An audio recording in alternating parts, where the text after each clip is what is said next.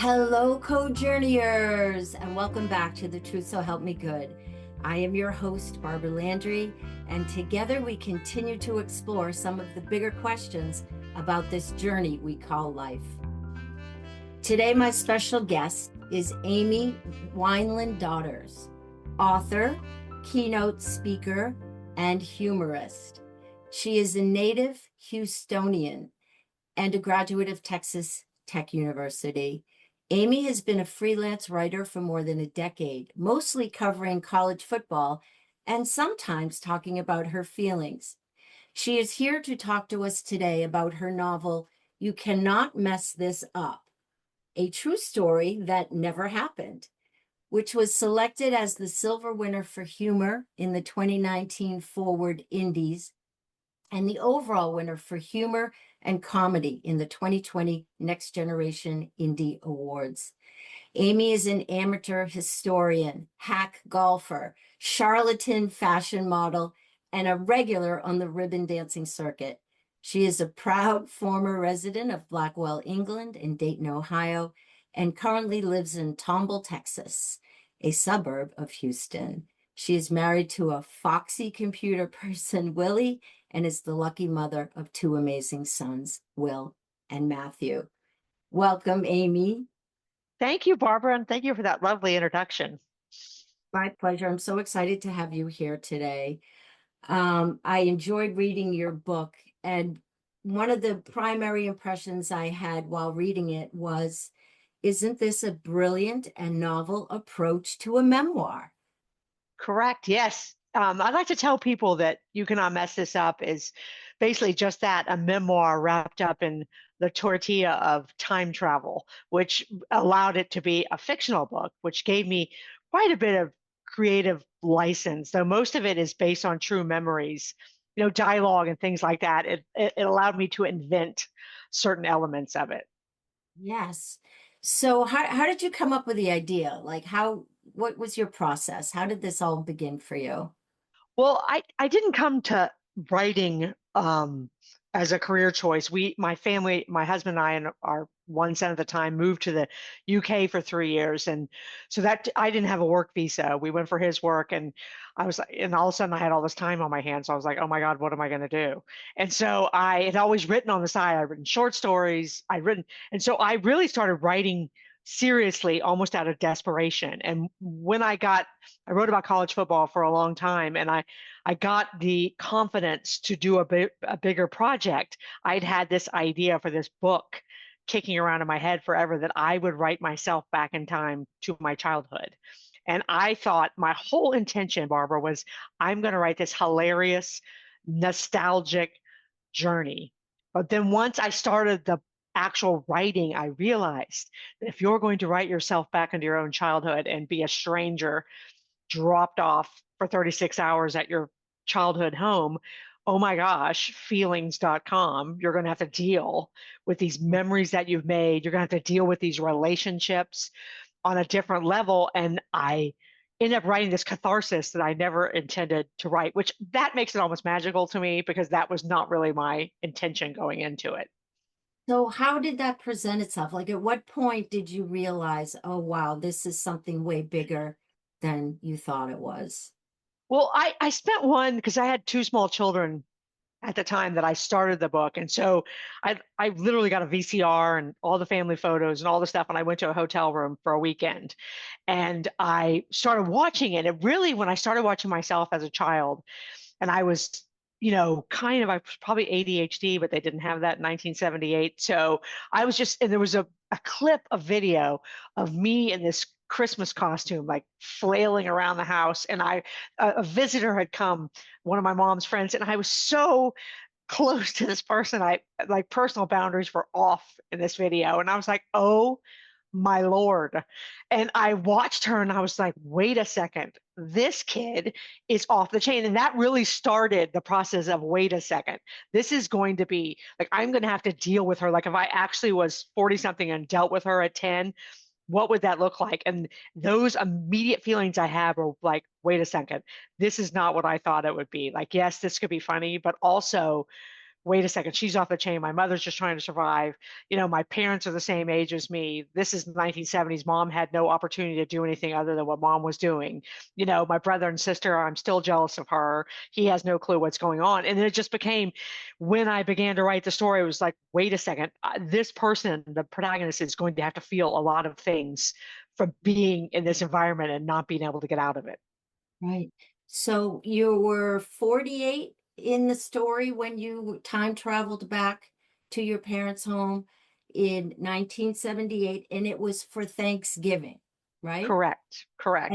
you were transported there by a woman who was actually supposed to be taking you to a meeting with your parents, flying. She was the pilot of the plane and was associated with your husband's work, your husband's boss's wife, right? Right. Real person. Hmm. And next thing you know, the plane has landed and a whole different thing is happening, and you're being dropped off at your family home in 1978 for Thanksgiving. Um, so the dimension that is so fascinating to me, that you talked about the license you had from doing this the way you did it, the time travel in terms of memoir, is that you are actually not just recounting childhood memories or memories of your past, you are actually in the picture as an adult interacting with them. Can you talk a little bit about that? Because you had Right. to write that part, right? Right. And imagining that scenario. And I think that's what makes the story so relatable, is that I think when you read it, you immediately like, wait a second, what would that look like for me? And what that looked like for me was like, I'm 48. I have two kids and a husband. I've lived, you know, more than half my life. And now I'm watching these events that I remember as a 10-year-old kid play out in front of me. And I realized that memories are malleable. Like I would have remembered the whole thing differently at 48. Obviously, I would at 10, but it's profound though, because it challenges you that the 10-year-old memory, she didn't mess that up. She just was remembering things as a naive girl, like we all would. And so, but those memories I realized don't define my entire experience, because they were a snapshot of who I was then. And it ultimately was very freeing, because not only did I let myself off the hook as a 10-year-old, I let my mother off the hook. I let my I'm a mother in present time. It let her off the hook too, because I realized we're all just trying to do the best we can here. The 10-year-old, the father, the mother, the siblings, everyone loved each other, and they were just trying to do the best they can. And there's such hope in that in the future, because after I wrote the book, I thought, oh my God, I hope my kids don't write the same book, because that's going to be terrifying. But again, I felt let off the hook by the experience of writing, of imagining myself back in time. Yeah, I think you really model for the reader what perspective really means and how powerful it is in terms of how we define our lives, past, present, future. And you talk about that a lot. You talk about in the book, there's a lot of really profound reflection. So there's humor, that wonderful humor, the humor around, the times and the fashions of the times and people's quirky behavior and misogyny and all sorts of different things. You hit on some really relevant topics even today, because just because years have gone by doesn't mean we've really evolved out of these issues or they've been resolved. But the reflection um, really helps distinguish between memory and processing of memories, if you will. Does that make sense? Oh, completely. Because, and I think it's careful. It's kind of a slippery slope, because our truths are our truths, and the facts are the facts. I mean, but memories are somewhere in between there, but a lot of us are anchored to these memories, like I am, that this is my truth, and you can't take that away from someone. But it's perspective. Like you said, memories evolve around the perspective of the person doing the memory, the experience of the person doing the memories, the current age of the person doing the memories. And I think that that's what I learned about my own memories, is that they are I used the word already, malleable, based on who is doing the remembering and what their perspective is. Right. And maybe how the impact of those memories. So there's the memory itself. This is my truth. This is what happened to me. You can't take it away.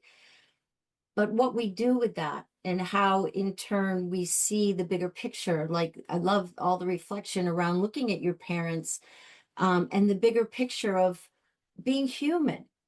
Um, you talk about human nature. We have our aspirational selves, we have our younger selves, we have um, how we're perceived. There's so many. Truth has many facets. There's not just like one truth. It's complicated, it's layered. There are many truths. And what this book does so beautifully is brings them together, not as a one, line, one theme, or one story, like this is what it is, and that's my story, and I'm sticking to it. That you're able to show us all the different facets of what our truth can be, and then give us the opportunity to say, hey, what I do with that truth is yet a whole nother thing. Oh, absolutely. And I think that, you know, and it gives us, I think the story gives you the freedom to say, wait a second, I'm not anchored by this. I'm not, you know, I stand by it absolutely. This is my story, but I'm not anchored by this. This doesn't have to define who I am for the rest of my life. That on my own accord. And I think the other really important element of the story is that our stories are important enough to tell and to matter and discuss, because my story is very suburban, very like quote unquote normal, quote unquote, but it matters profoundly, not to the Oprah Winfrey show, but to myself and to the people who care about me. And it matters enough for me to investigate it and decide whether I want to shift how I feel about myself and my past, and in incremental, there's freedom in that, and it's also a slow process that should be done, carefully. Right. What part of the book was most difficult for you to write, would you say? Well, I think that, the relationship with my mother was difficult, but really I exposed myself. I mean, I got super personal about things that happened after the supposed time travel, like in my real life, and then just coming to terms with some of the things about myself, some of the things I did as a kid. I mean, some very personal things I shared, which after the fact that it was in print, I was like, oh, good Lord, what was I thinking? But there's some, those things were super difficult to write. But again, sharing and taking the time to share it, maybe not necessarily with the whole entire world, there's something so freeing about that, because then it's out there and there's not because one of the major thematic things in the book was in the 70s, we didn't talk about our feelings. Like in my family, we didn't talk about our feelings, but releasing that out into the world in whatever avenue you choose, there's something so freeing about that, because you're not scared of it anymore. Right. It doesn't have a hold on you. Like shame can only have a hold on you if you hide behind it. But once you set yourself free, as you're talking about, then that Right. Right. the And I power write, of that. yeah. And I think one of the most difficult, like people use the word cringe now. I mean, but it does invoke a certain physical reaction, which I like, but as a child, I was a troubled child. And to get my parents' attention in the middle of the night, I would I would fall down a few stairs so my dad would hear it and come up intentionally. That's an incredibly embarrassing thing to say out loud, to write in a book, but in saying that out loud, it is so freeing, because then also you like, why did I do it? Like, what was I doing? And like, you take ownership of it, you let yourself off the hook. I mean, but those things were very difficult to write and to share. I mean, like, that's not a conversation I've had with any of my friends, which is hilarious, but why don't I just put it in a book? But that's the memoir part of this book, though. The power of a memoir is the power of sharing those type of things that have that kind of impact on us emotionally. Right. And being willing to be vulnerable is a gift.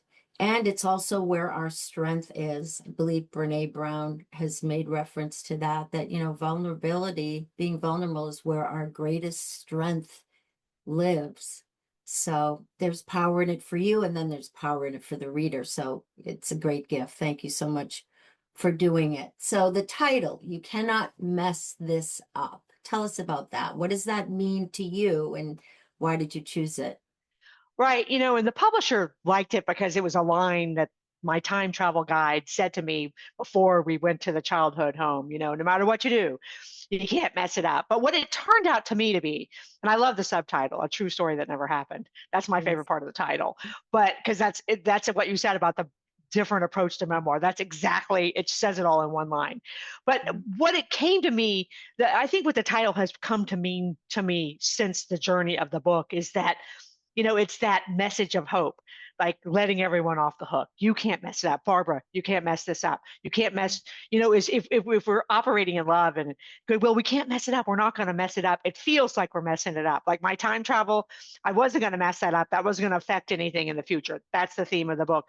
But in a larger context, in this, like you said at the beginning of the podcast, in this adventure, you didn't say adventure, but with this journey we call life, you know, we can't mess it up if we're operating under that guise. And I think that's the hope the book provides. And I think that's what the title means to me now.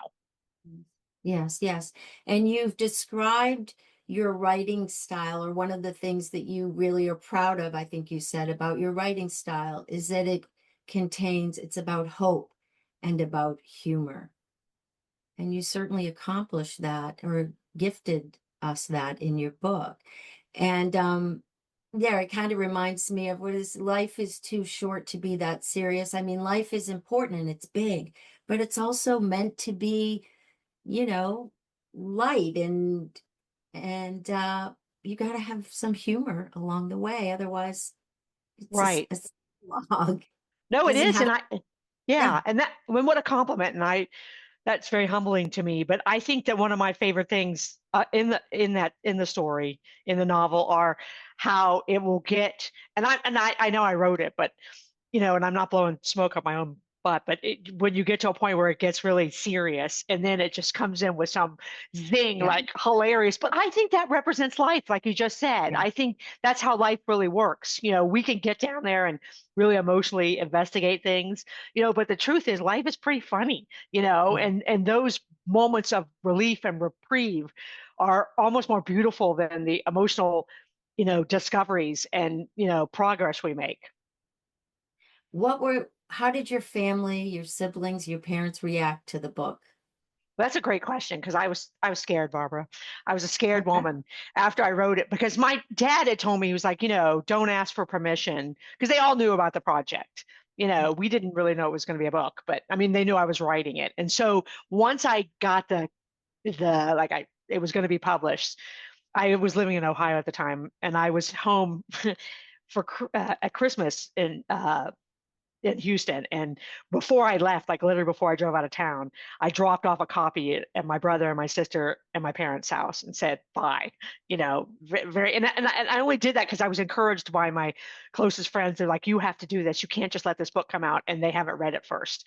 But I was scared to death. My siblings thought it was hilarious. They thought it was great. They thought all the memories that they shared with me, they thought it was hilarious. They felt like they were rock stars. My sister thought it was the greatest thing ever. I was really worried about my mother because there's a lot of my mom and I had a challenging relationship. Um, she approached it with such grace, which fascinates me. And she chose, and this is a credit to her, to focus on the parts. She loved how I talked about how she had such a great life, but was it the life she wanted? And she loved how I highlighted, the difficult relationship with her mother and how I saw her as a rock star in her own home that no one saw. As a fellow mother, I was like, where are all the clean underwear, and how is this woman pulling this off? And she don't have the internet. She thought that was great, and I think she especially liked how I said, my dad's a great guy, but is this really the life she wanted? And like, she's living in this great house in suburbia, but is this really what she wanted? And we had long conversations about that. And then the epilogue of the book is me actually having a conversation with her about the difficult parts, and that did happen only because of the book. So our relationship has nothing been strengthened by this. And dad read it last probably, and he sent me a text, and it was basically just like, I read your book, it was great, it was like a trip back in time for me as well. I think you handled the delicate parts very well. but we don't talk about our feelings. So that's fine. And then he always would close every text with like 13 dog emojis. So we did that. And then, unbelievably, Barbara, 2 weeks later, my dad just died suddenly.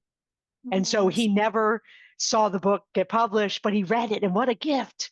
What a gift my friends gave me by making me drop off those binders at those people's houses, because I got the review from my dad, which is probably, outside of the whole book journey, is just such a gift that I have that from my father. So, yeah. Oh, that's wonderful. Mm. What was your favorite laugh out loud moment in the book? What was your favorite?